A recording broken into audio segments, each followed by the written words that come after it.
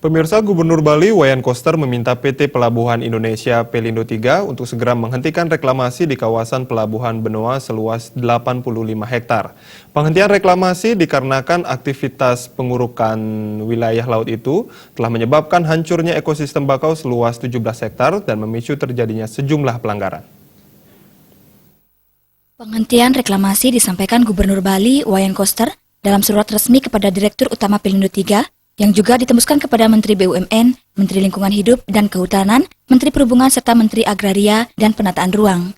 Pada butir A surat itu, Gubernur Koster meminta Pelindo III tidak melanjutkan reklamasi dan pengembangan di areal damping pertama dan damping kedua sejak surat itu diterima. Selanjutnya pada butir B, Pelindo III diminta untuk segera melakukan pemulihan terhadap kerusakan lingkungan dan ekosistem mangrove. Pada butir C, Gubernur Koster meminta agar Pelindo III segera melakukan penataan areal damping 1 dan damping 2 sehingga areal tersebut tertata dengan baik.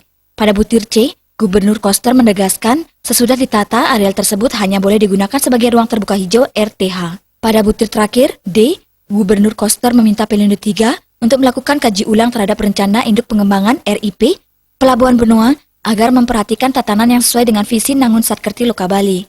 Keluarnya surat ini dipuji oleh ditemukannya sejumlah pelanggaran dalam penggundukan lahan dan kerusakan lingkungan yang ditimbulkan oleh pelanggaran tersebut.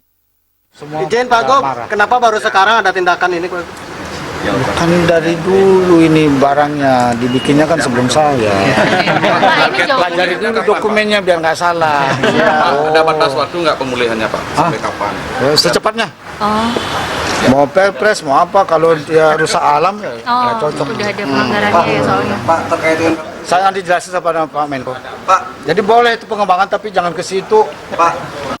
Penegasan ini tentunya akan mengubur rencana awal Pelindo III untuk membangun berbagai fasilitas penunjang pelabuhan dan fasilitas komersial di atas lahan hasil pengurukan. Sedianya, sebagian areal hasil pengurukan juga akan digunakan untuk pengembangan Marine Tourism Hub bagi Kota Denpasar.